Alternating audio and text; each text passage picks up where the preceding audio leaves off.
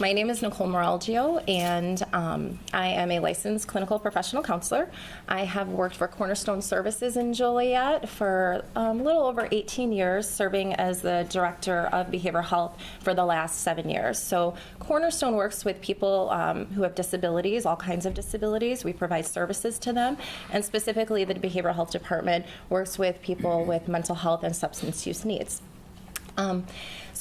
In my professional life, I encounter suicide and suicide prevention almost every day. And in my personal life, it's also an important part of my life. I had 2 immediate family members that had attempted suicide, and one was successful. And being a survivor of suicide, I absolutely believe with all my heart that the best way to prevent suicide is to have the resources and the knowledge and to talk about it and to continue to talk about it. And so that's a little bit of why we're here today. And so thank you again for joining us. Scott. Thanks. My name is Scott Austgen. I am a licensed clinical social worker, also in Cornerstone's Behavioral Health Department. I'm the Associate Director of Behavioral Health, currently overseeing some of our supportive housing programs for people with mental illness. I haven't been at Cornerstone quite as long, been there about 3.5 years. Came from an agency previous to that working with youth and adults with substance use disorders. Youth suicide is also an important topic in my personal life as well. Actually, shortly after I started working at Cornerstone, one of my son's close friends committed suicide, and he was in the 6th grade. And certainly in my heart, I know that was preventable if the right attention had been paid to his needs. So that's one of the motives for doing these trainings and presentations, is that we know that a difference can be made. The occurrence of suicide can be reduced if we know what to do and we act on what we know.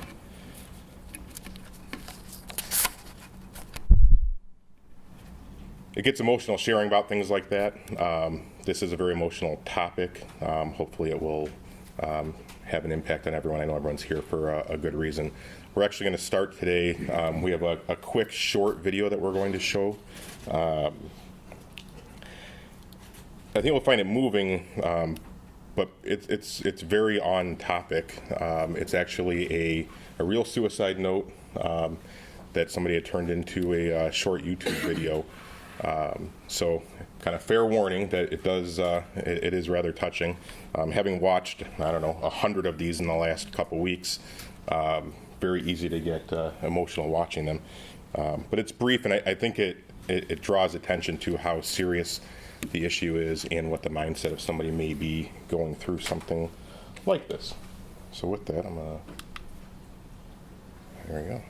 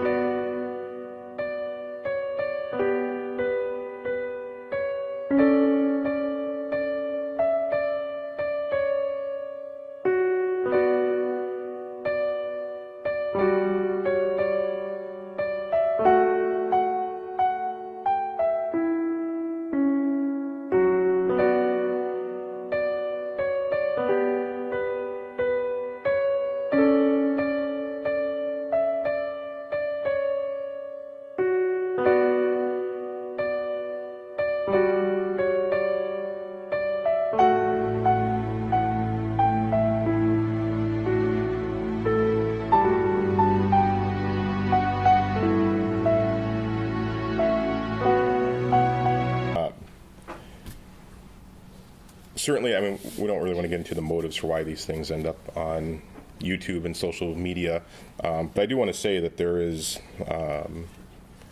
reason to be hopeful about things like that. In doing research, in reviewing a lot of the things that are accessible, easily found on places like YouTube, there's actually videos like this that don't end with any positive notion.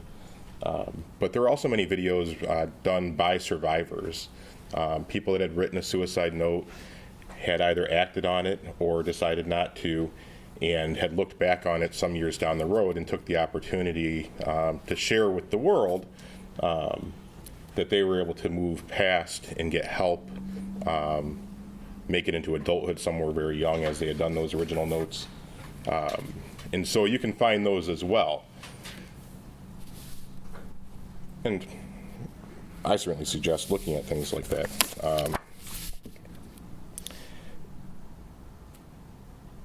So I want to just stop for a moment. We don't want to spend too much time during the presentation today doing discussion. We'll save a lot of that for the end for some Q&A. But we'd certainly like to hear one or two particular reactions to the content of the video. Is there anybody that had a reaction, what they think of the video itself, or any of the themes that you heard in the video from that note? Do something. That was the thing that stood out the most to me. Yeah. Okay. Hopelessness as a theme. Yeah. Yeah, there's actually research on the themes of notes, and obviously in many cases there's not notes, and people then ask why, However, when they look at research of notes, they find that there's obviously common themes there. Hopelessness is one. Do something or should have done something, very common. Emotional pain, very distressed, not seeing another way out. And then sometimes there's also anger towards others for not having the love, the care, the connection that the person was looking for. We're going to move from the video just into some background data.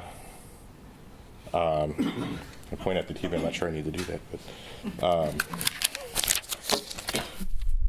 on youth suicide deaths. Some of the information that we have comes straight from the Illinois Department of Public Health. It is the most recent information that was available. So some things that you'll see may be, a year old or 2 years old, but as they research these things, this is what we were able to find out. So the first thing is that for youth ages 10 to 14, suicide is the first leading cause of death, above medical issues, accidents, injuries, things like that. When you broaden the age range to be 10 through age 19, so late middle school through late high school, early college, it becomes the third leading cause of death. There's two general reasons for that.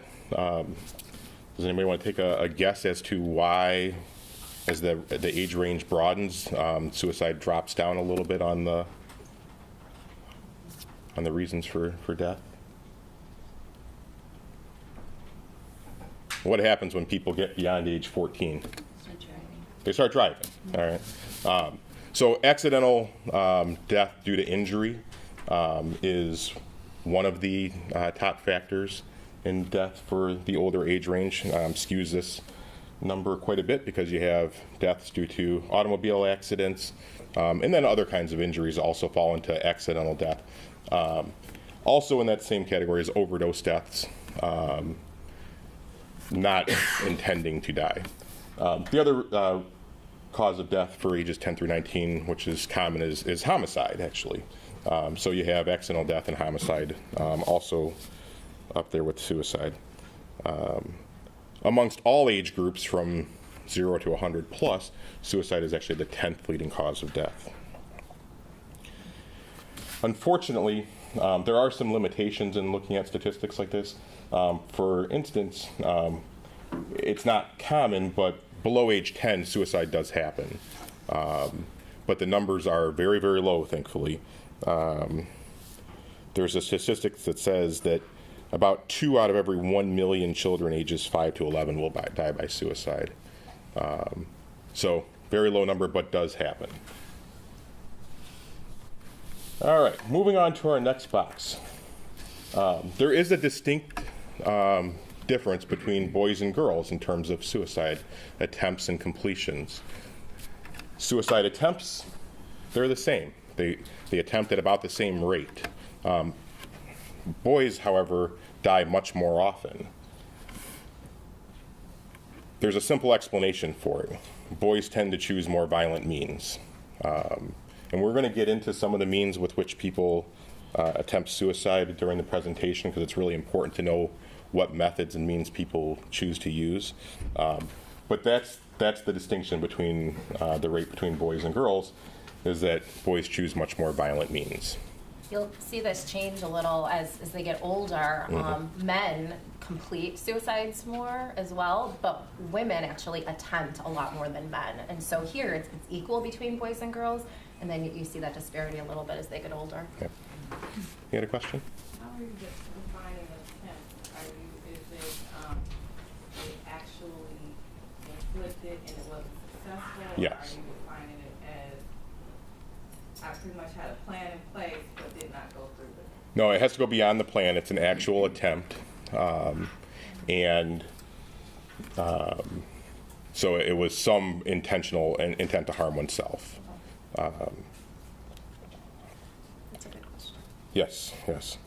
We look a lot at intent, planning, and then actually acting on that intent as part of this process. So attempt is actually acting. The actual act of whether it's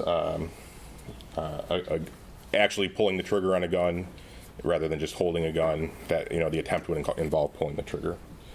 I think notably in Illinois, in the year of 2015, there were 97 Illinois youth ages 10 to 19 that died by suicide out of 47,000 attempts.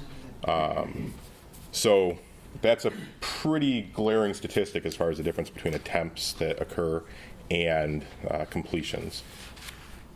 And that's the most recent data that we had. So while these are high numbers, youth suicide is not common. It is still, to die by suicide, it's still rare, but it's a huge factor to look at. But it is also rare, and there are ways to prevent it.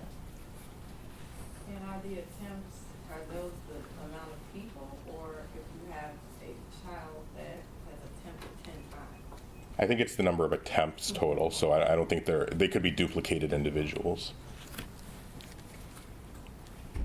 Has the number increased over time? When did they start keeping track of this data? Oh, you're the one. Great question. You're the one to ask about the next couple slides. Sorry. There's always somebody that's thinking ahead. All right. We'll look at that. Yes, I got a couple pieces of data for you there. Some more statistics that would be helpful to know. Black and Latino high school students twice as likely as white peers to attempt suicide. The middle box, 1 in 4 lesbian, gay, or bisexual students report attempting suicide. Really important. I know our staff went through a few trainings this year on it, on understanding gay, lesbian, bisexual culture, needs, mental health statistics, things like that. It is a unique population. The suicide attempt rate is higher for a variety of reasons, including things that we'll get into later, such as bullying. If you work with youth, which kind of the mission here is to know, I went to a training a few months ago, and although most people my age still use the term bisexual, I was at a training run by a youth provider, and they said that of their teens, not a single one has used the word bisexual in the last couple of years. So get familiar with the term pansexual as the replacement for that term. But there's lots of education on that. We won't get too into that. The other thing, youth living in rural counties, 2 times as likely to die by suicide as youth in the Chicago area. So these are all Illinois stats. This is not nationwide. This is not global. This is right here where we live and work. And then what we're going to get to next is the details on the suicide rate increasing by 50% since 2007. So about a 10-year process of things going up and up and up and up. Is there any speculation as to why the rural versus city? One thing I read was access to means, more likely to have guns. But I'm not sure of other. Guns, pills, maybe the higher socioeconomic status than there. You also have the poverty that also has the suicide factors as well. But you see, if you look, the youth living in rural counties, it says die by suicide as opposed to Black and Latino students attempting suicide. So you get more completions. So that's related to the means, the lethal means that they use. Okay, so we're going to look at two charts here. These come from the Centers for Disease Control. So these are nationwide statistics rather than local Illinois statistics. But they do study suicide. The top line of the graph, it represents males, and the lower line represents females. And this, again, is that age 15 to 19 grouping. They did a really long-term study of the suicide rate starting in 1975 through 2015. And what they found was that suicide rates peaked in about 1990 and then showed decline over many, many years. For both males and females, though, hitting 2007, and ever since then, the rates have gone up significantly. During that time, for this age group, the rate for males increased by 31%. The rate for females was over 50% increase, and it's the highest it's been in those 40 years. So that's a major deal. What is not explicitly known is 100% why. Why do the rates change? Why are they up so much over the last 10 years than they were, for many years before that? There are some theories, which we're going to get into. I'm going to show you the other slide first, but I know people sometimes are curious. Well, why did this change? Why is it going up and up and up and up and up? So that's ages 15 to 19. Similarly, their data for younger youths, 10 to 14, is available. Doesn't go back as far, but if you look, the green arrow represents the increase, and again, at the bottom in 2007, lowest rate, and then fairly steadily up since then. There are some ideas as to why things have changed. In that period of time is certainly when social media has expanded tremendously. I won't blame this, but 2007, in case anybody was curious, was the year the iPhone came out. So now access and ongoing continual access to social media is there. The teen depression rate is also higher over this time than it had been previously. There are increased economic burdens on teens than during the previous years. Family issues, certainly, and then exposure to violence in their culture and communities. I have a few thoughts also for looking forward. You may find that in the next 10 years, as they study this further, maybe the rates level out, maybe they continue to increase, maybe they decrease. There is some reason to be hopeful that things may get better. In the last couple of years, really since kind of the time that this research ended, there's been several things that have happened in society that have really helped. One is the reduction of stigma with mental illness. Many, many, many more people are familiar with mental illness. The rate of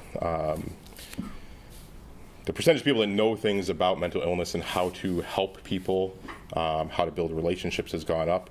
We heard earlier that right here, mental health first aid training was done. That's provided to police officers, community members, all across the country, a major push for that. We've also seen in the last couple of years that people are coming out about their mental illness. It's a very common thing now to be able to see in the news, in social media, people, including celebrities, politicians, kind of notable, famous people that people respond to, coming out and saying, I also suffer from depression, bipolar, schizophrenia. You hear these things now much more publicly than you had in the past.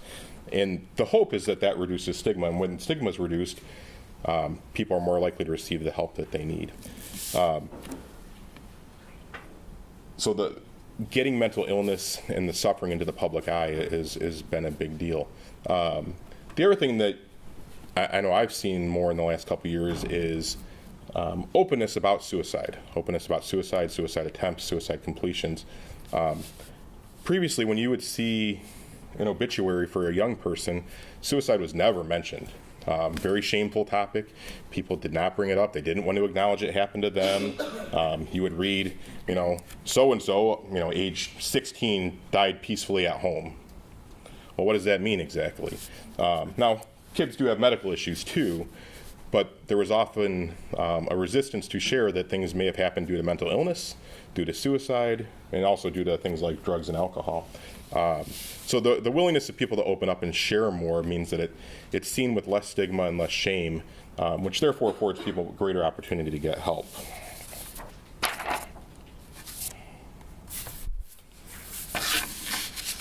Okay, we're going to talk a little bit about how suicide is attempted and completed. These are the four most common methods. Number one is suffocation, typically due to hanging.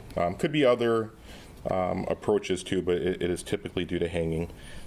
Firearms, poisoning, which would include drugs, pills, medications, household chemicals, carbon monoxide poisoning, and then lastly, kind of lumped together are cars, trains, and jumping from a high or dangerous place. One of the things that we concern ourselves with these methods is how do teens access these things. Suffocation, deaths by suffocation, which is the most common method, fairly easy access. You don't need to have a gun. You don't need to know somebody that has a gun. Typical items that would be involved, which is important to know because we talk about limiting access to these means. Ropes, dog leashes, cords and things like that, plus a place to do it. So railings, balconies, the rafters in the garage. There are, in everyone's home, it's fairly easy to access. Firearms, it's hit or miss as far as access goes. But they're very, very effective at killing somebody. There are many households that own guns legally, legitimately. There are also households that have guns illegally. Guns can be obtained in the home, can be obtained at school from friends, from family members of friends, and extremely lethal. Most people probably have some chemicals in their house that are lethal and deadly to people when consumed. It could be, we will hear about prescription medications frequently. You hear that in the news a lot. We actually have a handout in the back as well on how to dispose of prescription medications.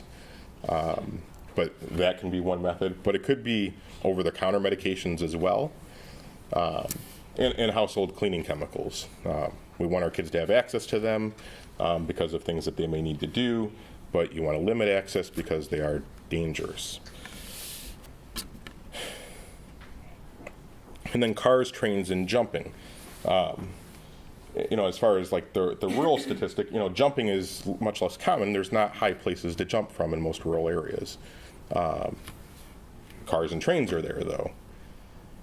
if you follow the news, you'll see suicide by train make the news fairly regularly. I looked at some research on the occurrence of that. It's not incredibly common, but in Illinois every year there's 15 to 20 individuals that die by train. And then cars either being stepping out in traffic or intentionally driving your own car into a dangerous spot is another method. We also need to talk about how do we restrict access to those things. First of all, if you're concerned about somebody, not every household is going to do this. Not every household is going to lock up their ropes and cords and things like that, and their household chemicals. It's not necessary everywhere. But when you have concerns, you take those precautions. The most surefire thing is get them out of the house. Do not have them at home. If the family member, if the adult in the household owns a gun, the gun can go to somebody else's house. It can be turned in. It can be sold. But teens are crafty. Kids are crafty. Even for things like safes and things like that. Safes are more effective than not, but they're not foolproof either. If my child can hack into my Netflix account, which he certainly can do, I think he can figure out how to get into a safe. Same thing with poisoning. Restricting access to cars, taking away car keys, taking away a car, storing it somewhere else, not leaving people with the access to these things. And sometimes that requires a hard look from parents to know, like, okay, it's worth the safety of my child to get these things out of my house.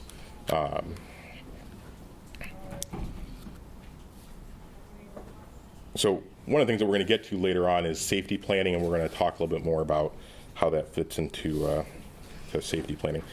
I did want to give you a couple statistics on this, just so that you know kind of the percentages. The first thing is that in one study where they researched this, the most common method of suicide completions was the hanging, strangulation, suffocation.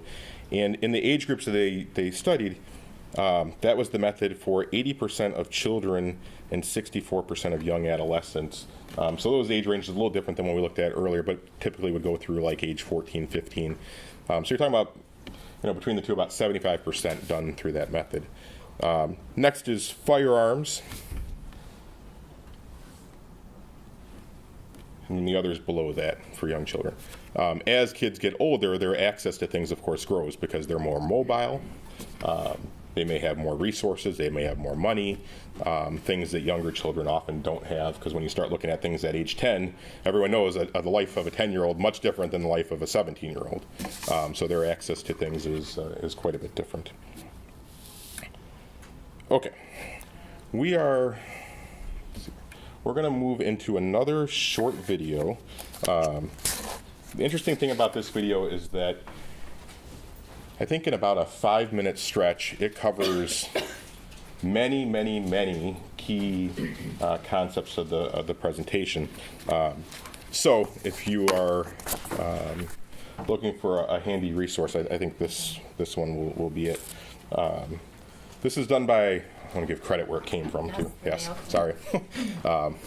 We, of course, didn't create it. The Mayo Clinic created this video, and it is done by youths in their words. So let's get to that, and we'll see what everyone thinks. I have my ups and downs, just like anybody else. Maybe more than anybody else. I can be hard to figure out. And I like my privacy. I don't want you looking over my shoulder all the time. But you know your kid better than anybody else. And if you think he's acting different than usual... Acting really down, crying all the time for no good reason. Or getting really mad. Not able to sleep, or sleeping too much. Shutting her friends out or giving her stuff away. Acting reckless, drinking, using drugs, staying out late. Suddenly not doing stuff he used to love. Or doing stuff that's just not like him. It might be nothing to worry about. It might just be high school. Or it might be something more. He might be depressed. Not just feeling down, really depressed. It might be that your kid is thinking about killing himself. It happens. More than you think. More than it should. And people say, I had no idea. I thought it was just a phase he was going through. I never thought she'd do it. I wish he'd come to me. I wish he'd said I something. wish I'd said something. When it's too late. So if you think your kid's acting different, if she seems like a different person, say something. Say, what's wrong? How can I help? And ask straight out. Are you thinking about killing yourself? It doesn't hurt to ask. In fact, it helps. When people are thinking about killing themselves, they want somebody to ask. They want somebody to care.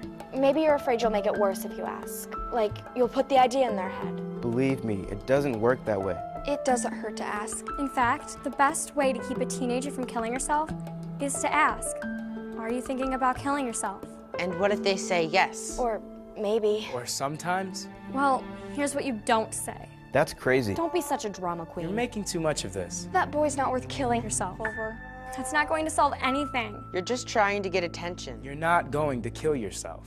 What you do say is, I'm sorry you're feeling so bad. How can I help? We'll get through this together. Let's keep you safe. A lot of people think about killing themselves, adults and kids. most of them never try it, but some of them do. So if your kid says, I'd be better off dead. I can't live with this. I'm gonna kill myself, take her seriously. Find someone she can talk to about it. Someone who knows how to help. Sometimes kids want to kill themselves because something happened. A breakup, a failure. But sometimes it goes deeper, and it's not going to go away by itself. Get some help. Talk to your doctor. Or a counselor at school. Or your minister. but don't just let it drop. And make sure that your kid always has someone to turn to. Someone he trusts. Make a list together right then. 3, 4, 5 names. Put a suicide hotline number on there too. Have him keep that list in his wallet, so he always knows where to turn. Make sure your home is safe. If you have pills she could use to hurt herself, lock them up. If you have a gun, don't just lock it up. Get it out of the house. The bullets, too. And one more thing. If you think your kid might be about to hurt himself, don't leave him alone. Take him to the emergency room. Call 911 if you have to. We all have our ups and downs, but sometimes it's more than that. If you think something's wrong, the only way to find out is to ask. Ask straight out. Are you thinking about killing yourself? Don't wait until you're sure. Trust your gut. Because it never hurts to ask. And it can make a big difference. All the difference. In your kid's life.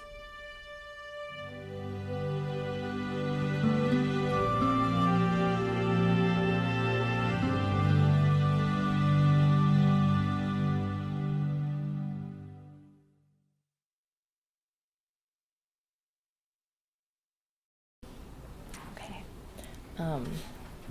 I like that video because it shows kids, talking about this stuff in some of their own words, and I think it's, like Scott said, a great resource if in schools, youth groups, anything, just to show to start that conversation. You might not be able to do an hour presentation, but you can go ahead and take a few minutes just to have that conversation and keep having that conversation and showing that. So I really like that. So now that they kind of give us a little bit of an overview of what goes on with some kid who's suicidal, we're going to talk a little bit about the research on warning signs and risk factors for suicide. The research is great, right? Because that gives us actual data to look at themes and commonalities and things to look for so that we can prevent. And so, unfortunately, any past suicide attempts, any past suicide completions, they evaluate all the data and are able to put this together when they're researching it. And so that's where we get a lot of this from. It's important to know that not everyone falls into these common warning signs or common risk factors. There's special groups, there's special needs kids, and there's other types of kids too that might have a little bit different types of warning signs. And so it's really good to do your research and education on those if those are the types of people and kids that you're working with. Okay, so one of the biggest warning signs, is suicide threats. And I think when we hear suicide threats, we think, that actually a kid is saying, and I'm going to say kid, and I'm talking about all the youth, is saying, I want to die. I'm just going to kill myself. I'm going to jump off a bridge. That happens. Kids do say those things. That's not as common, though, and that's not all the threats that we hear about. In fact, research shows that the kids that say those things, that I'm going to do this, actually don't have the intent to die at that time. It's really a desperate cry for help. And so while it should be taken extremely seriously, because if they don't get that help, they will die, and they will try to die. It's really the kids that don't say that stuff, that we want to be listening and reaching, listening for and paying attention to as well. Some of the things they might say, some of the threats are verbal, and so they might say things like, you'd be happy, a kid saying to his parent, you'd be happier if I was dead, or I wonder how many people would show up at my funeral. Probably none. And I'm sure you could hear kids saying that kind of joking in a group, talking in casual conversation. So it's not as alarming, right? But here's the thing, it is alarming, and it should be alarming. And kids don't just talk about those things. If a kid is talking about it, he or she is thinking about it.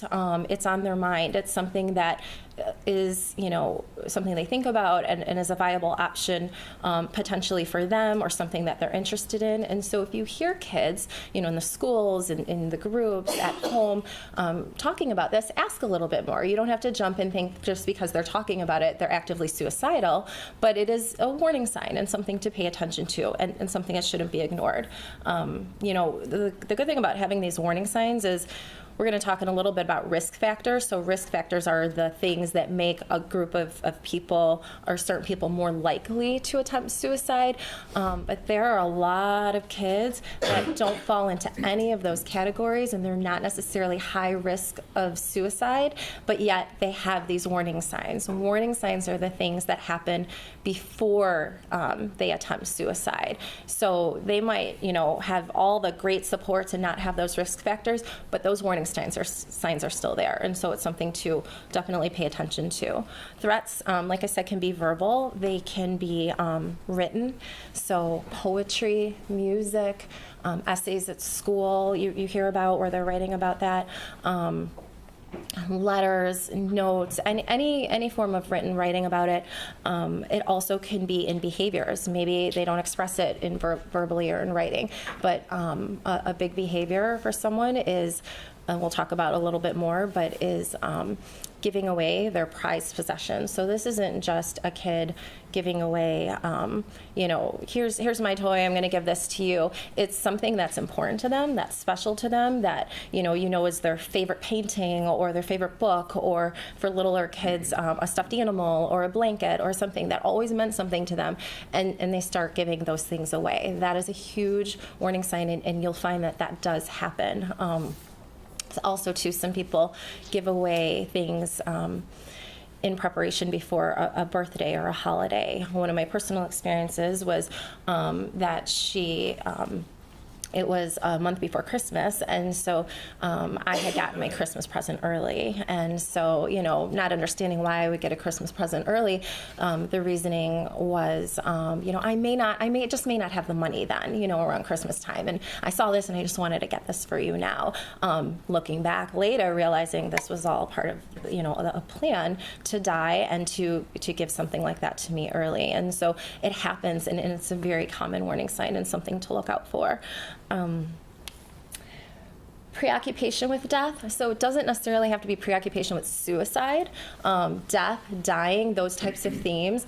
Someone that's always interested in reading about or watching movies about death, talking about death, drawing about death, listening to songs about dying, listening to a lot of heartbreak and negative types of things. Those are some of the signs that you want to be looking for.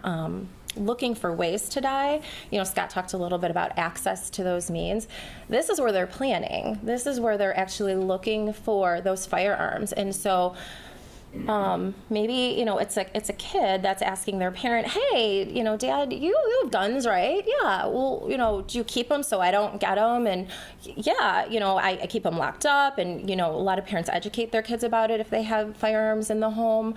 But if you start noticing that the kid is asking more questions or asking about mom's pills or pills in general, why do you have all these medications? Do you take all of them? Just very innocent types of questions.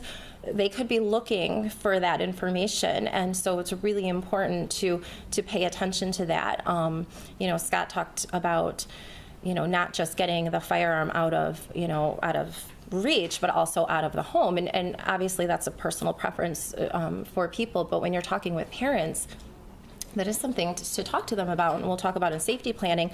But a lot of parents will say, and I'm sure you know, my kid's smart, he knows, I educate him, he's not gonna touch, he's not gonna do that. And so maybe generally if he was feeling fine, no, he wouldn't, and he's a smart kid. But you know what, when someone is that depressed, or if they're feeling, they're not thinking clearly, or if they're being really impulsive, they know where that is and they know how to access it. And so that's a really easy thing to do. And so that's a really good conversation, for us to have with children and for us to have with parents.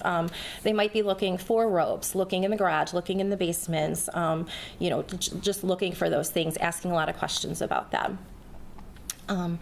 All of those things are also things that they can express on social media, right? And so whether it's, hey guys, where do you get a gun around here? Or, what's the most lethal form of pills? Or talking about just in general dying and feeling sad, that shows up a lot on social media. Scott and I, like he said, we were looking for it's the videos, and last week we found a video on YouTube, and as we're watching it, if you look at the videos, you could see all the kids saying, it's about suicide. I feel the same way. I want to die too. I know exactly how this feels. It's very sad. A lot of kids go to these. They do a lot of research about death and about feeling sad and about suicide. And so if you're ever looking as a parent, they can look through their history and their on the computer to see what they're actually looking up. And if they're looking up this stuff, that's a huge warning sign. That's a really big red flag.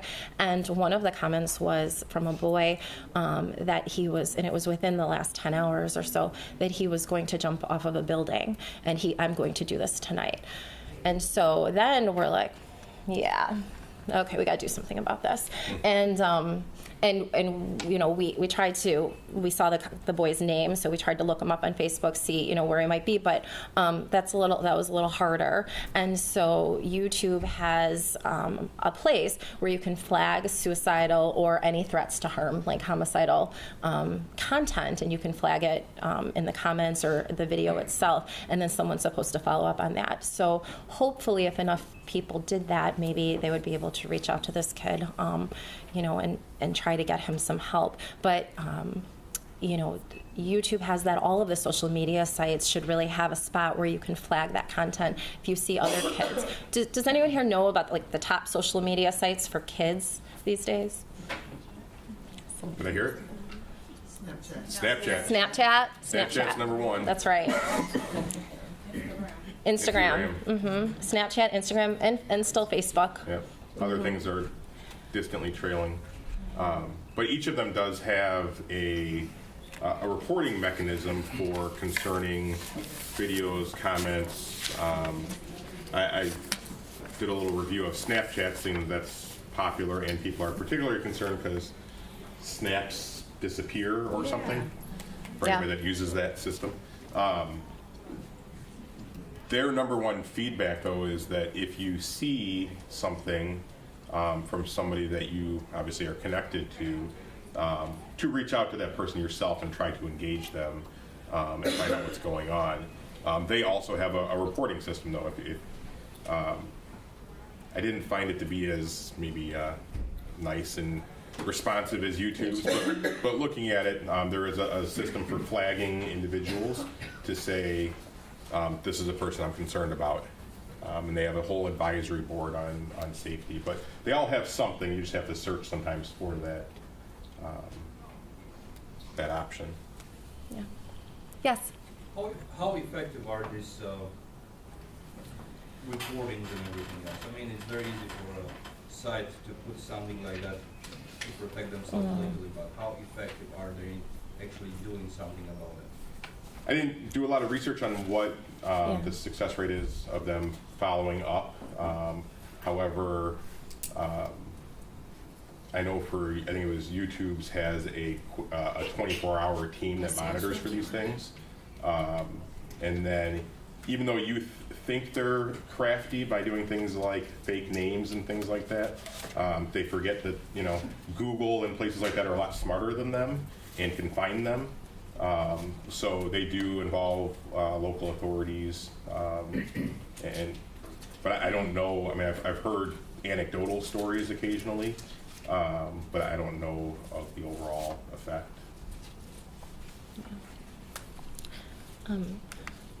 So in addition to threats, indirect or direct threats, some more common warning signs are changes in behavior, thoughts, and feelings, right?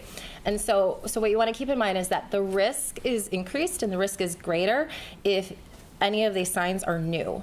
Anything that's new and or has significantly increased. Because you may be looking at some of these and think, you know, my kid, if you have a kid, has always done, you know, a lot of these. And so does that mean that they're, you know, suicidal? No, not necessarily. But if you see something new, all of a sudden you see that change at school, anywhere, the parents see that, that's definitely a sign to say, hey, we need to pay attention to what's going on here. So we have withdrawing from, you know, friends, family, society, kind of backing away a little bit, you know, that feeling hopeless and feeling trapped, it literally means feeling trapped, feeling like there's no way out. Kids who die by suicide, firmly believe, from what we've seen, that there is no other alternative. There is no other way out. And so it is our job to help them see that, yes, it's hard, and yes, it's going to be a hard road, but there is a way out, and there is hope. And you know, that is our number one role and our number one job to do that. And so feeling like there's no way out is a clear sign of a warning sign of suicide.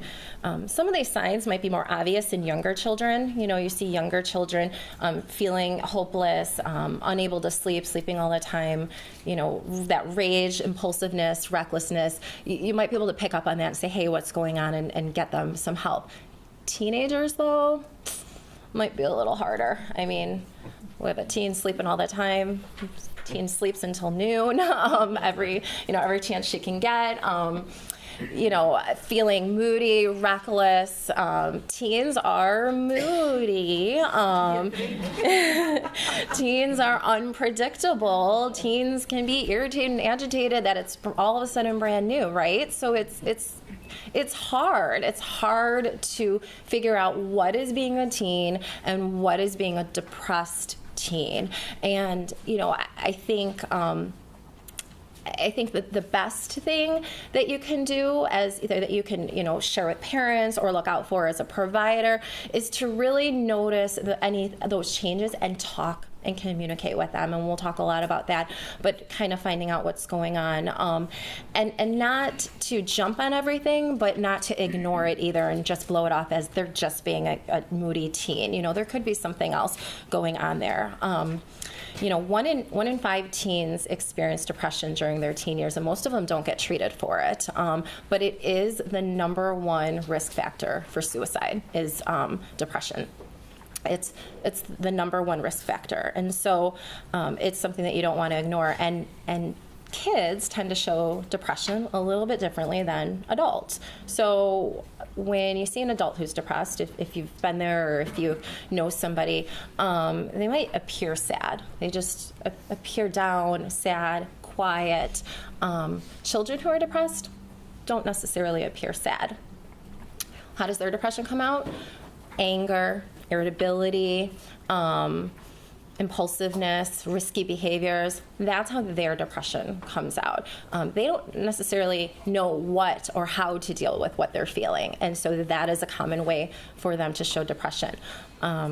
You know, adults tend to, when you're depressed, you shut the world out, right? You isolate, you don't want to talk to anyone, you don't want to do anything. Someone who's really in a serious clinical depression just isolates from everybody. Not necessarily children or teens. They do withdraw, and so they withdraw, but they withdraw from some people or some groups or some things. So while they might say that they want to stop, you know, their favorite sport, basketball, they'll still engage in their band, or they'll still be a part of their youth group at church. And so it's hard because you're thinking, well, I know they stopped basketball and that's a little concerning, but they're still doing these sort of things. So if they were really depressed, they wouldn't be engaged. And so it's important to know there's that difference there, that they do withdraw from some. Kids also, when they're depressed, they may not say it, it comes off as unexplained, like aches and pains. You hear about, the kid, I can't go to school, my stomach hurts, those types of things. And sometimes it is just an excuse, and other times it's they say that they're feeling this way because they're hurting, and they don't know how to verbally share how they're hurting, and so it comes off in those somatic ways. So definitely to keep in mind that the difference maybe between the two, and some other things to look out for are kids, their decline in academic performance, if you all of a sudden have that, problems at school, getting in trouble at school, also running away. That's a big factor as well. Any questions? Do you know if there are any resources on that? I'm really glad that you pointed that out, because a lot of times we will try to impose our thoughts about what adult symptoms look like on the kid. And even when you look at the DSM, there's not always a distinction between adult diagnosis and children's diagnosis. So as far as for school, do you know if there are any resources out there that specifically schools can use when, looking for something of different mental illness? Sure. They don't always, like you said, come out the same. Sure. As it's defined even, through certain organizations. So. Yeah, off the top of my head, I'm not aware. I know we put together a compilation of some of those resources specific to children in the back. So if you look at those, you may be able to find those specific to children and depression and suicide, and different types of screening and assessment tools as well for those individuals. So risk factors, we're going to move on to risk factors, right? We heard the warning signs. So again, warning signs are what you see before someone attempts, and the risk factors are someone is more likely to attempt suicide if they experience this or fall into this group. And so I have three together here: being bullied, depression, and victim of dating violence. And so having any one of those makes you a kid at least twice as likely to attempt suicide as someone who doesn't have any one of those. But you put any two of them together, being bullied and depressed, or dating violence and depressed, being bullied, dating violence, and their likelihood increases 6 times. That's huge. That's really significant. And so these are definitely some things to look out for. I see someone writing things. We are more than happy to email our PowerPoint to you guys at the end. We didn't bring copies, so we can do that as well. So untreated, I talked about depression, and untreated depression is the #1 risk factor for youth. That's coupled with a previous suicide attempt. So if there's a previous suicide attempt, usually that goes along with untreated depression. Bullying. So we do have in the back, if you didn't take a cyberbullying and suicide statistics handout with a little bit more statistics on bullying, but about 42% of youth report being bullied online. And we'll talk about that. But bullying can also not just happen online, as we've talked about and brought up, but also in person, the traditional bullying. And I think about, I just watched Anger Management last week, and Adam Sandler's character, when he was a little boy, the kids were goading him into kissing this girl, right? And then they pulled down his pants while they kissed him, and everyone laughed. And that seems funny, and in a movie that's funny. But that is so humiliating that can trigger someone into a depression or into thoughts of suicide. So humiliating to someone. And it's really important to realize that bullying doesn't necessarily mean someone is beating you up or calling you names or doing that sort of thing, but any form of humiliation, whether it's humiliation from another kid, a parent, siblings in the family. Some family members are a little harder, right? A teacher in a classroom. Any form of serious humiliation can really affect a child. And that's hard because, a lot of people say, the kids, they got to be tough. Back in the day, I was made fun of all the time, and people were tough on me and all of that, right? But here's the difference. Are kids more sensitive today? Maybe there's more factors that they're more sensitive. But suicide, killing themselves, wasn't necessarily this option back then. Not that it didn't happen, but it wasn't something so readily available that you could think about. It is today. We're seeing those trends, right? The last 10 years, suicides go up. So kids look for a way out. Maybe back then the way out was drugs and alcohol. Still is a little bit, or it's I'm just going to die. I hear about it all the time. Kids do it all the time. I'm going to, think that that's the only way out. And so it could trigger it. And so us as gatekeepers, right, really need to be aware of the bullying and the humiliation that goes on, because we can stop it, and we can talk about it, and we can talk about it with the children. And so it's important that we're aware of that. The cyberbullying and digital bullying, that can be anything from taunting someone on social media, kill yourself. Do you know how many kids actually say kill yourself on social media? They do, because you hear about the kids that die, and that's what was going on, right? Right, just ridiculous that someone would ever do that. But it also could be just posting an embarrassing picture. Doesn't necessarily need to be saying anything, just get an embarrassing picture of a kid posting. Again, that goes back to that humiliation. And the 42% of kids report being bullied online, and 69% have their own phone or their own computer or tablet that they can, seek and use this stuff and do it. There's a really high likelihood that a kid's going to get bullied. So it's definitely something to pay attention to, and it's a big risk factor. Teen dating violence is another one. February is actually Teen Dating Violence Month, but that's where you experience any form of abuse from a dating partner. So typically it's the older kids, like the teenagers, and even the younger youth, younger 20s.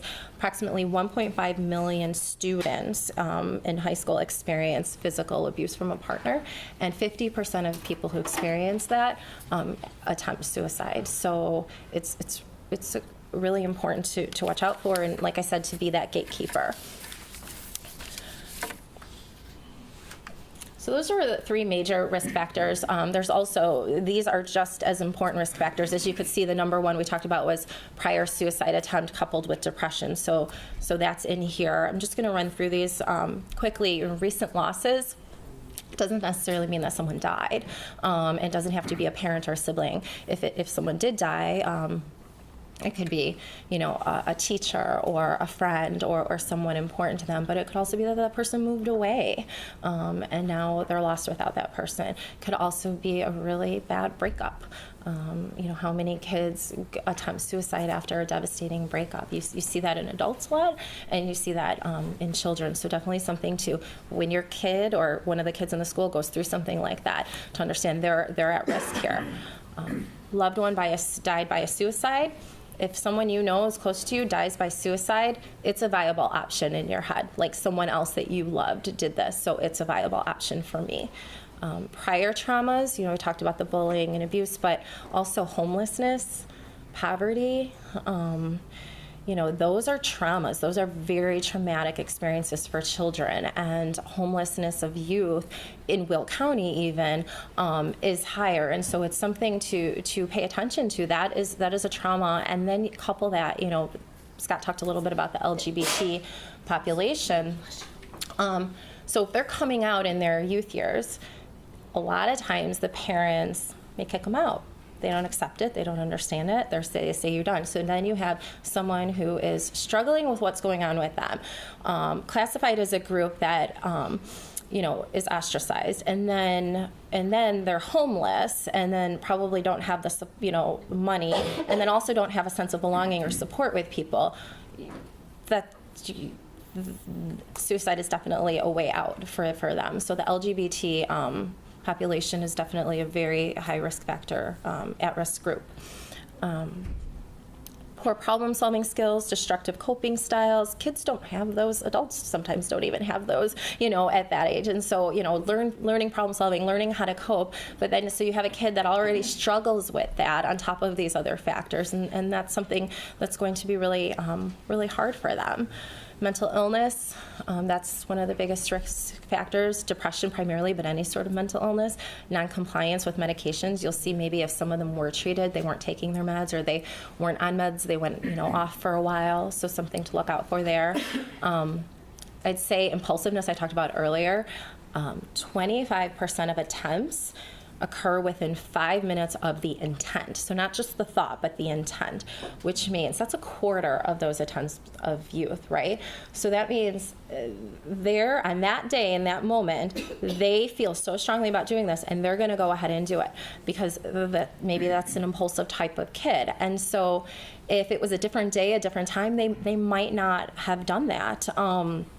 And that's where access comes into play, right? So if a kid is impulsive naturally and can just punch a hole in the wall for being angry, they can as quickly go into mom's cabinet where they know all those pills are and grab all those pills and just take them and not think about it. When you don't have access, when you don't have those pills, or you don't have the guns, or you don't have the ropes, then they might think about it, doing it at the time, but they can't find those pills. They can't find that gun. Give them a day or two, and while they'll still need help, they're not going to act as quickly. Does that make sense? You know, so that restricting access to means is especially important for those kids that are just naturally impulsive, or you start to see that impulsiveness there.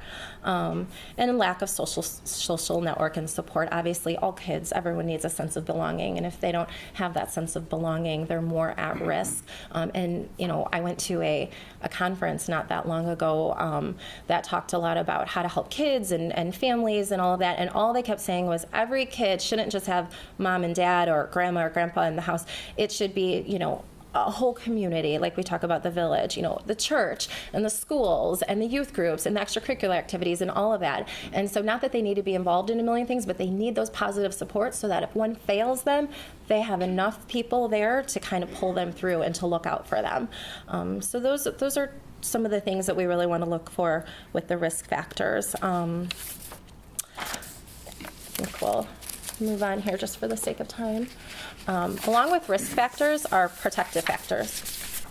So protective factors you want to look for as well, because you have some risk factors, but you have these protective factors that may balance it out a little. But what's important to realize is that even if a kid had all of these protective factors, it doesn't necessarily eliminate those negative factors they have that are going to lead to suicide. So I think that's a common thing for parents that have a child that dies by suicide is, I don't understand. He was a happy kid. He got good grades. You know, we all love him. He has a wonderful family. There was no abuse in the family. There was no drugs, all of that.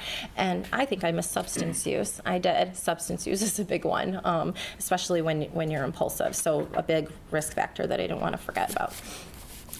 But these protective factors are also important to evaluate. So having, you know, support from friends and family, good physical and mental health, you know, a positive attitude towards school, like good school performance, having, you know, any strong spiritual or cultural ties, but also a fear of suicide. It's really good to ask the kid, what do you think about suicide? Some kids are scared to death of dying. They're scared of doing anything to hurt themselves. They're scared to even cut themselves. That's really good. That's a really, really good protective factor. And it's good to assess for that.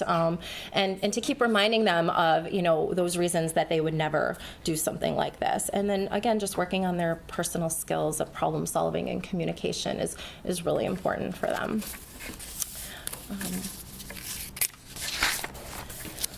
So we're going to talk a little bit about how suicide is preventable and what can you do. So, you know, many in the audience work with youth. And so what do you think would be a really good way to get a kid to open up? What's worked for you? I started by letting the youth know that you really care about them. Yes. Letting the kid know that you really care about them, absolutely. Yes? It starts with building a relationship, period. That's right. Mm-hmm. Even some of the things you just listed, I think should just be done with every child. I was thinking about the difference between the success rates of boys versus girls. I think one other thing to consider is girls tend to have more support systems. And naturally, well, I don't want to say naturally, but usually females just have more people they can talk to. Even you know, males, you know, may feel like, well, I don't have a lot of people that I can go to about my situation because of different stereotypes of men should be stronger, you know, shouldn't appear weak and all of that. but I just think it has a lot to do with building relationships with kids. A lot of times, they may not be able to talk to a parent. That's but right. They feel comfortable talking to a teacher that they built a relationship with, or even, a security guard in the school, or That's right. whatever. I think that once we, it's like Lisa said, you show kids that you care, but it doesn't start with that suicide conversation. That's right, absolutely. Having, if you're not the person that maybe they trust and open up to, finding that person that is, to start to have those conversations with all the kids, and staying calm and being direct and not beating around the bush. Kids are smart and they can pick up on things, and having those ongoing conversations as well. Oops, sorry, Scott. I didn't realize.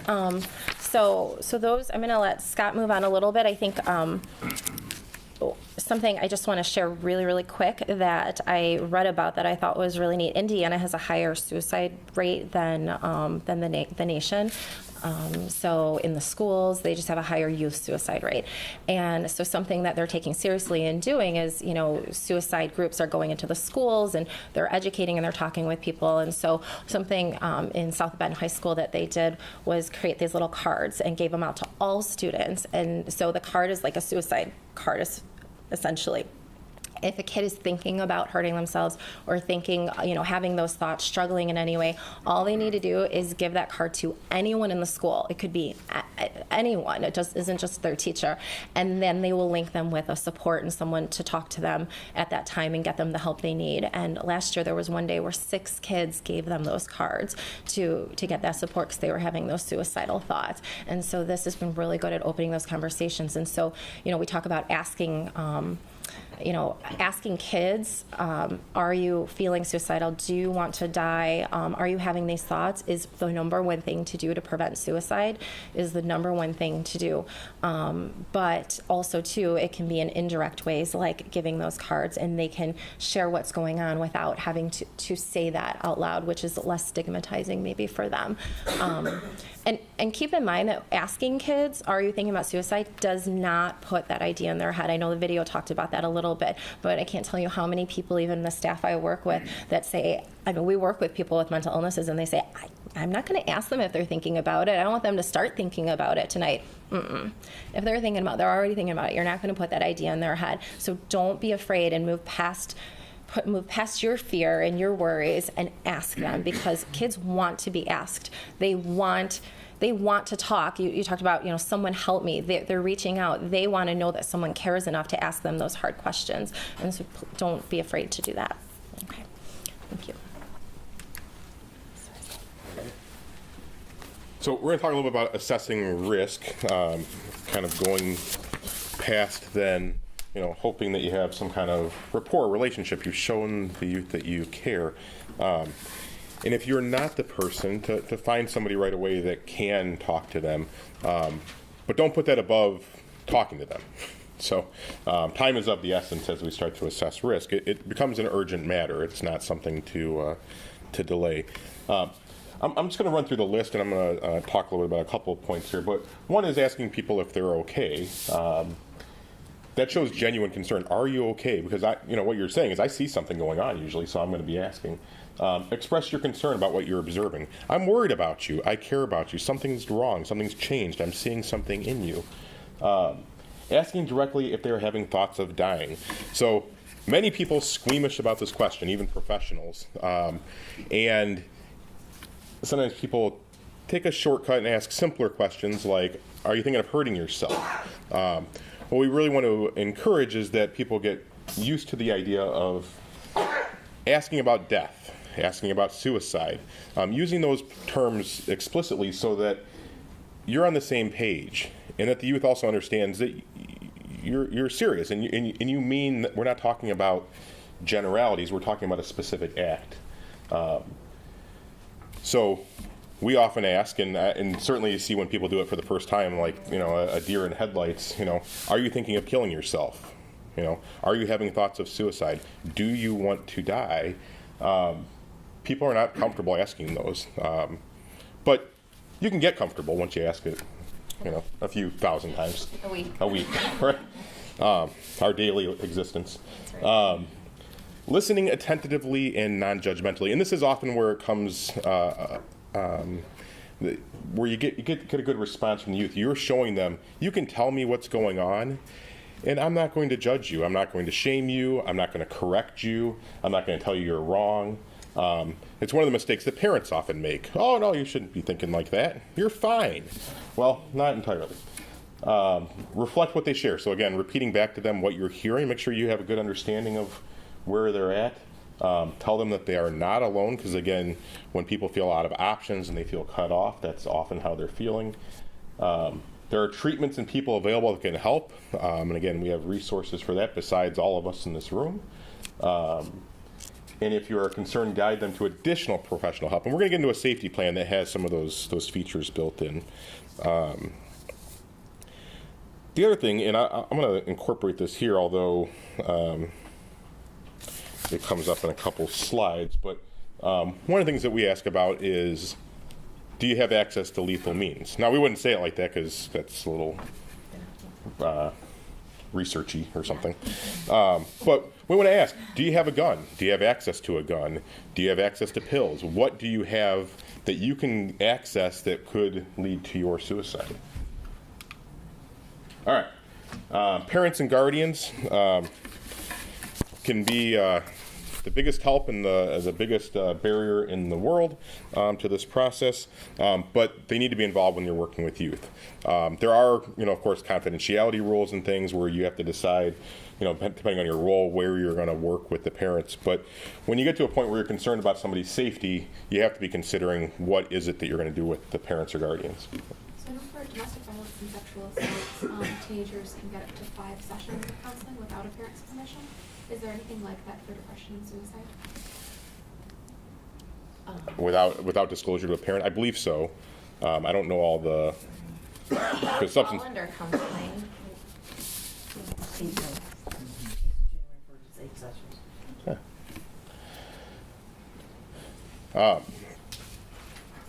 One of the things that certainly comes up in working with parents. Oh, sorry, go ahead. No, can you repeat that? We didn't hear that. What was the question? I didn't hear the beginning of the question. The question was, can youth access mental health resources without notification of their parents? And they should be able to after age 11, I think, right? Does anybody know the?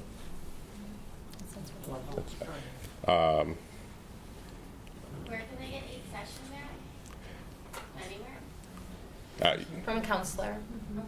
They just passed that law for January 1st. You can see it's moving up to 8 times, like 45 minutes without parent permission. Oh, in a school setting? In school setting. School setting. All right. So it may be different depending on the setting that you work in. I worked in an outpatient substance use program, and once youth hit age 12, they no longer had to sign a release of information to their parent or guardian so they could access services without their involvement. But in this situation, parents play a major role in youth's health and well-being, plus they control the home environment, or they should control the home environment. One of the things that we learned in our research is that depending on the age, the youth suicide rate, the younger they are, the more likely it is to happen at home, but in the younger bracket, it's 98% happen at home. As you get older, and again, as youth get more access to things like being out in the community cars and that, it drops, but again, still it's in the 75-80% range.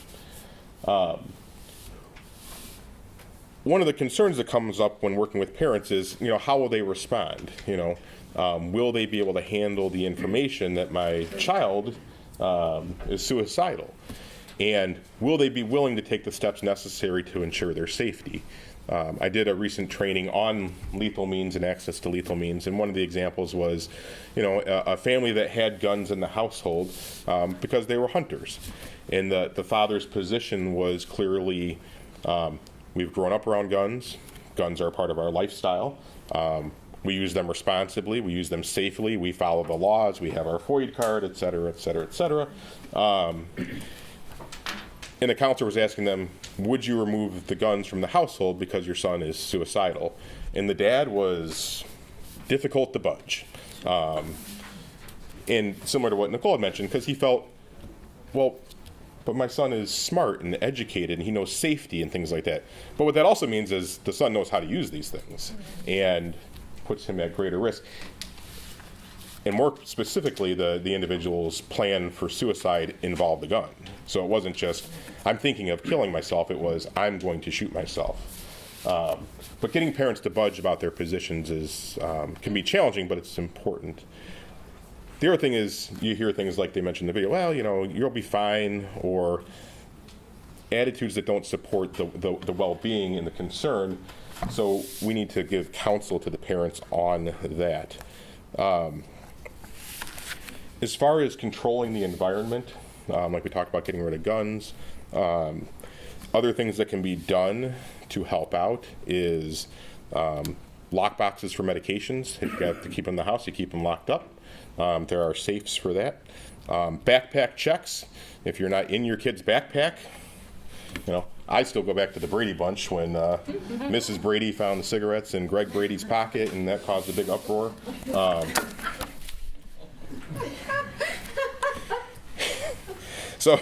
But you never know what you might find.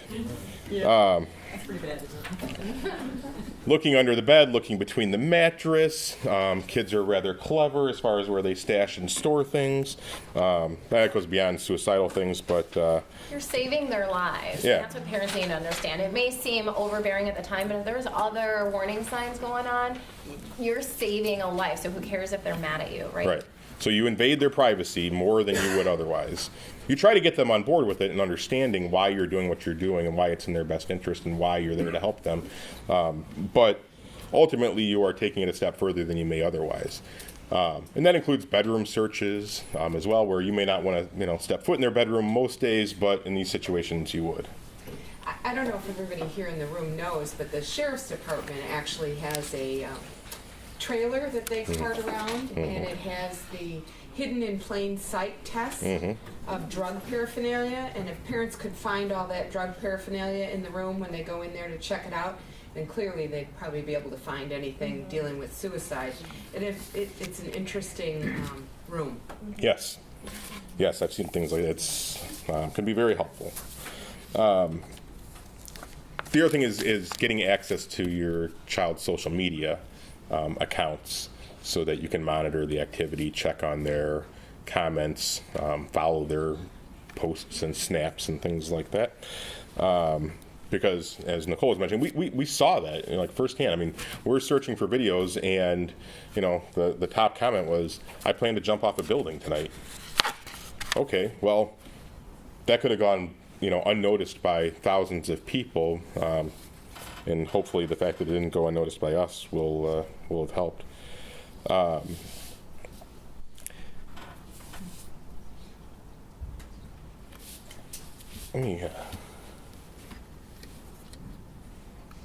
going to go a little bit longer, so we understand if you need to leave at 10:30. Sure. If you're able to stick around. Not much longer. Not much longer, no.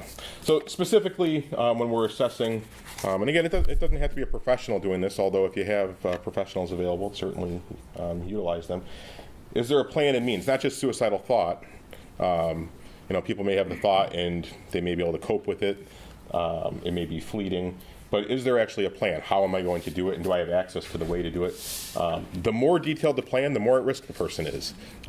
People may have some vague notion of dying, but it's different when they've actually concocted a full plan. The access, which we talked about, supports in place, such as those protective factors. And when you have concerns about people, you don't leave them alone.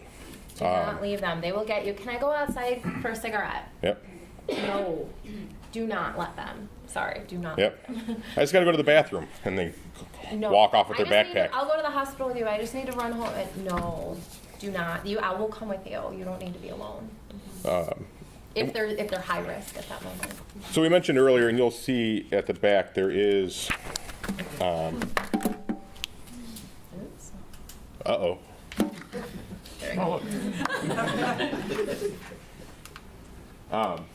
There is a list of assessment tools that may be handy that you can find.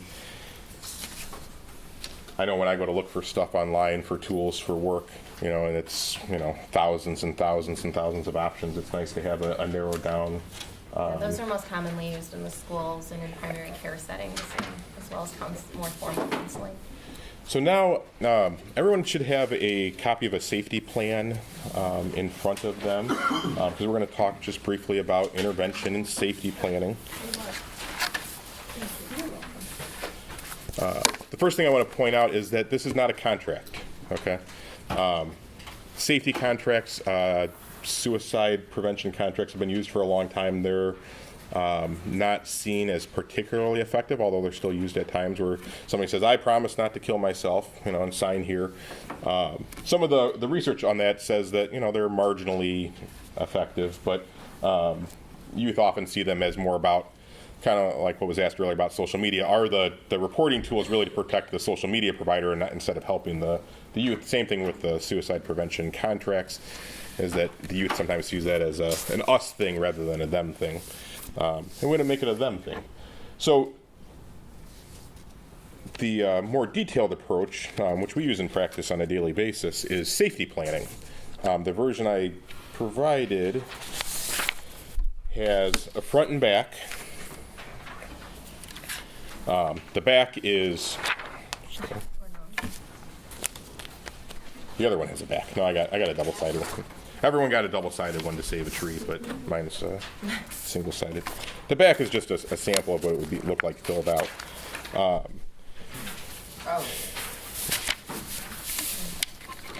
So when we look at any of the risk levels, a safety plan may be a part of your intervention. It is not enough of an intervention the higher the risk level gets, though. The higher the risk level gets, we're looking at things like hospitalizations to ensure safety.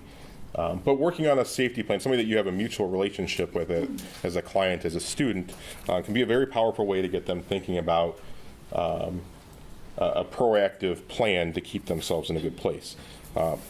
It doesn't have to look quite like this. This is just one sample. There's many versions of it, but this covers the typical basic elements of a safety plan. The first part is to know and have the youth identify what are their triggers, what are the things that they come across, what are the things that they may experience that may, as I put it, they may cause them to feel or react a certain way. They have trouble identifying feelings. It doesn't have to be sadness. It doesn't have to be anger, but it may stir up feelings that are difficult to manage. And then the warning signs, things from the list that we showed earlier. What are the things that that may be obvious to them, maybe not obvious to them, maybe obvious to other people in their life, that something's wrong, something has changed, such as, say, a sleep pattern, or I know when I start, well, we'll look at the sample in a minute. Then it gets into what do people do about these situations. So if you flip to the back side where you have the samples,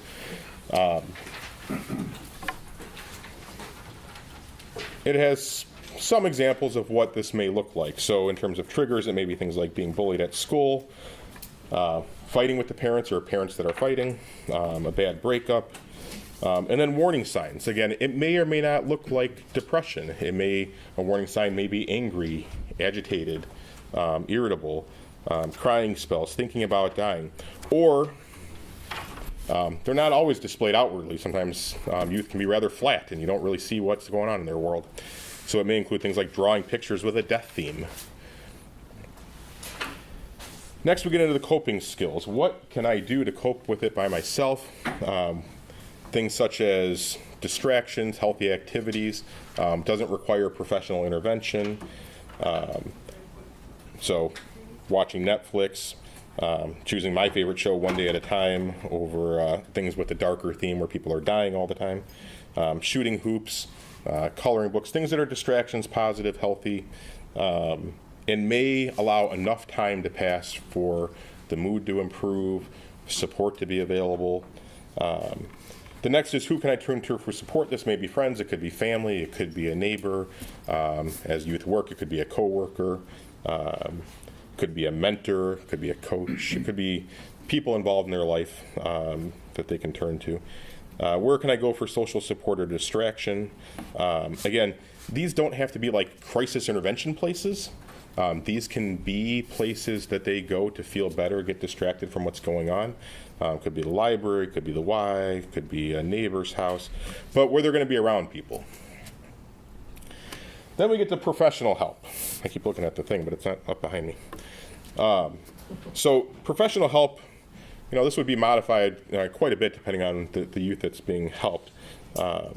If they're working with a counselor, a social worker, some clinician somewhere, an agency, a psychiatrist, that information would go on there. The local crisis line, and there is information on the back on the Will County crisis line. If there's another crisis line that may be specific to their needs. So for example, there's a LGBTQ crisis line specific. That may be something that you would provide them information on. There's the National Suicide Prevention Lifeline. And because they're fairly modern, you can also chat with them online rather than calling. So if you're not in a position to talk, you don't like talking, you don't want your siblings to overhear, whatever, there's the resource there. But that's great for kids to know that they can chat online and do that. Either more likely maybe to reach out that way. Yep. The crisis text line, another modern invention. You can actually text for crisis support. It's a nationwide support line.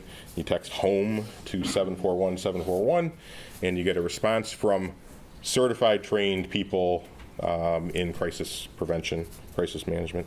Then you have your, when in doubt, call 911. It's okay to go to the hospital. It's one of the things that we do tell people. If it comes down to it, you're better off. We are, we're willing to support that. And then the local hospital.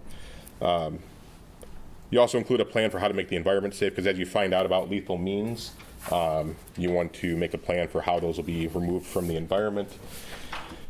And then a plan, what do I do if I'm at my wit's end and I just can't cope anymore? These things aren't working. I've tried them. I called the friend. I went to the library. I went and shot hoops, and I still feel the same exact way. What am I going to do? And you have them put it in writing. But it's their plan. It's not what we say. That helps them to act on it.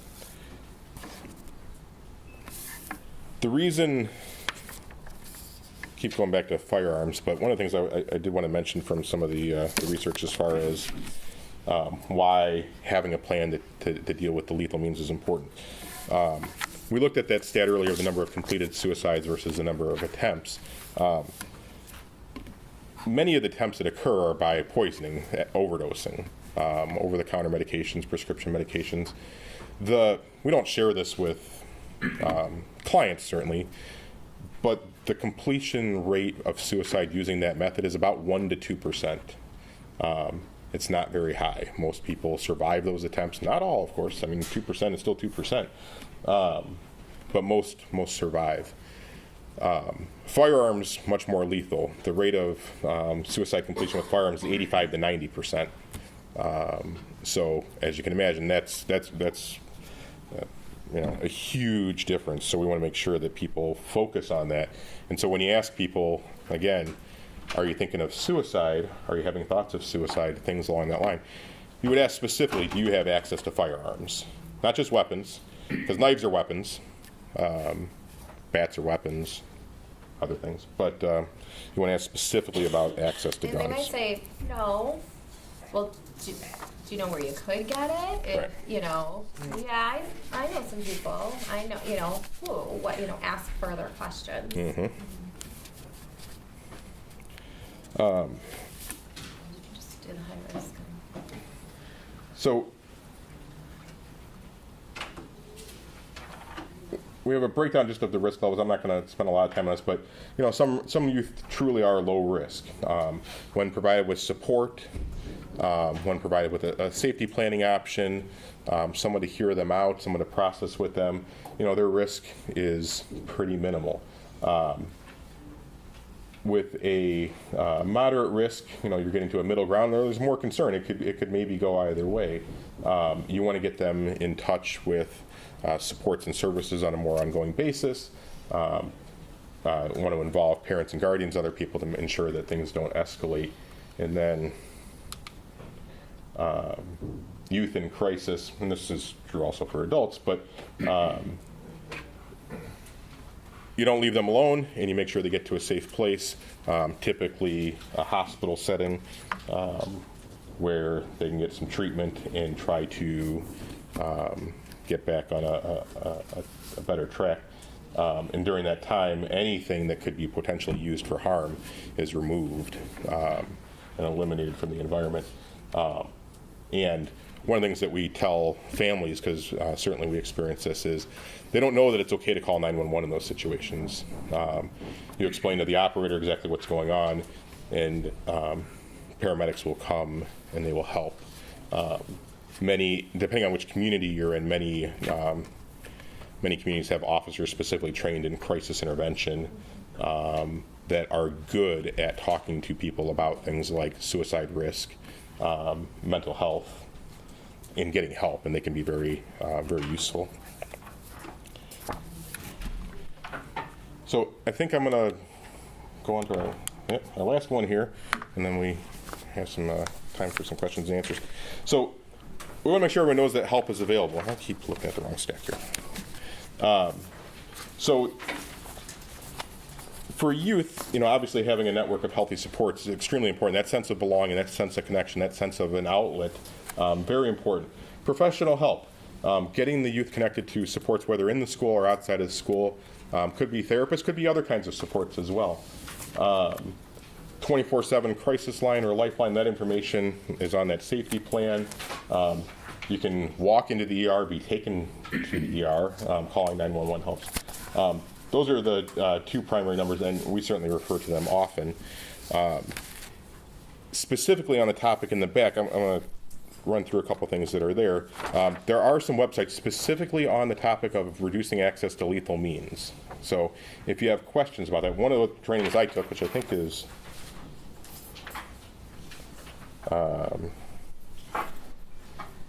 well, it's one of these, actually has a ton of information on firearms itself. So if you wanted to get more familiar with what's the lingo, what do I need to know about guns, there are guidelines on prescription disposal. Many communities have methods for that, either at the police departments, commonly, where there's a drop box or things like that, where you can get rid of expired, unused, overprescribed medications. There's a handout on NAMI, National Alliance of Mental Illness.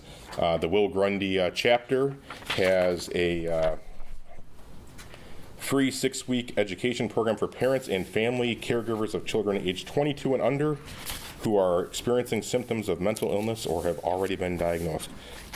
Wonderful resource for parents that need to understand more about what their children may be going through. Another helpful list of suicidal help and resources. Crisis line numbers of Will County and some mental health services resources for the county as well. So, we encourage you to take any of those or all of those that you need. I think at this point we want to open it up and see if there's questions that people wanted to ask, things we glossed over, or et cetera. You didn't gloss over. This was great. Just so you know, I'm a nurse, and I'm ashamed to say that a lot of my profession doesn't do a good job at this. And because it is a tough question to ask. But if we're asking people if they're having chest pain, Right. are you thinking about dying? That's right. Should be asked.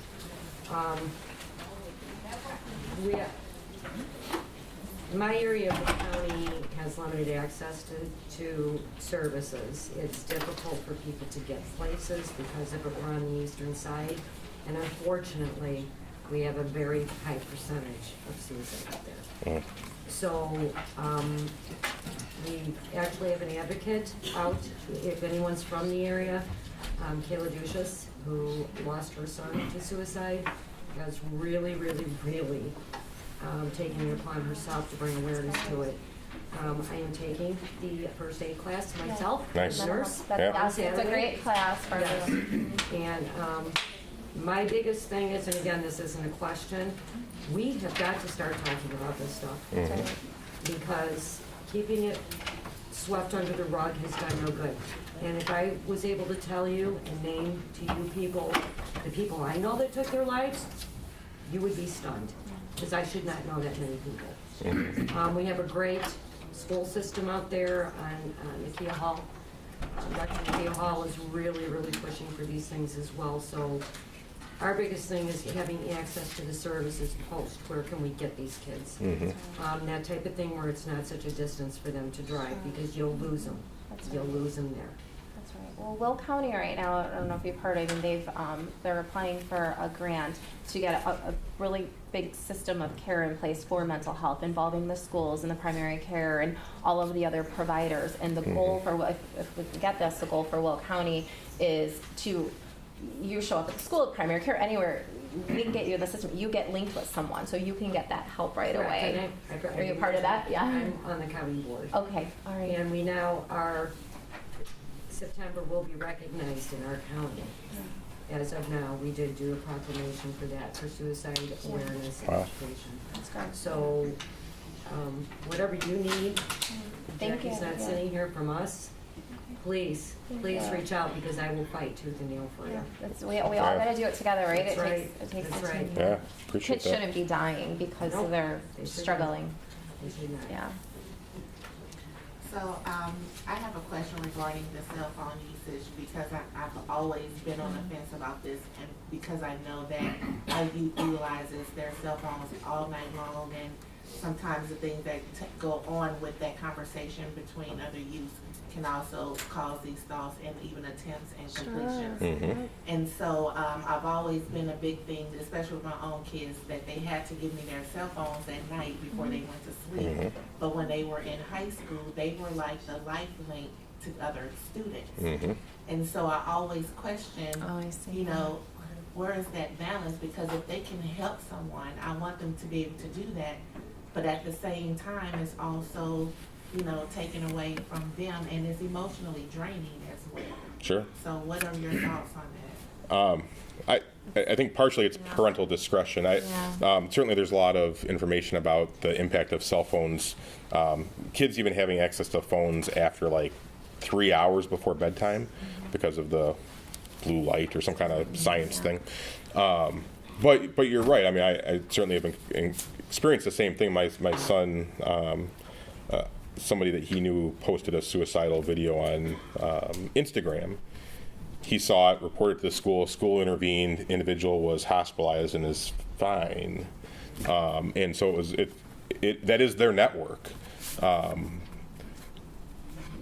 I'm not sure that it's always a child's responsibility to be, you know, on call 24 hours a day to be ready for those things. So something that might be helpful if you restrict your child's phone is, if your child is familiar enough with these 24/7 hotlines where it's real people, you're not calling a doctor, you're not talking to a parent, but you're calling a hotline, someone who's warm, who will help you, who will listen, you know, not to replace the friends, but maybe during those hours to have somebody, you know, like that. They're just more familiar. People don't like calling hotlines or lifelines. So having more conversations about that. Crisis line of Will County, they're there to help, and they're trained, and they will help that person and give them the support they need, and call and check on them the next day, and those sorts of things. So maybe that's an option too, if you don't feel like you really want your kid to have that phone, you know, overnight. Do you already have the data broken down by race? You had a slide like students in rural areas are higher. Do you have that data that when you send out point you can provide to us? We can get some data on that, sure. We could do a whole day of this, and I would love to break it down by the different at-risk categories and the different statistics. It's just to condense it all at once. But yeah, we can look and see. I have a lot of information and resources that I didn't use here, so I'll see what we have, and we could send out anything that might be helpful. Useful. I'll make a note of that. Yeah, the CDC stuff also, you can go to the CDC site, and you can go right into their data pool and select the things that you want by race, gender, age group, and beyond suicide, but you can narrow it down to suicides. Just by the way, several of the local pharmacies have the drug take back. I think Bassinger's right on Jefferson, I'm pretty sure that they do. Yeah. And several of the other ones. Oh, wonderful. That's right.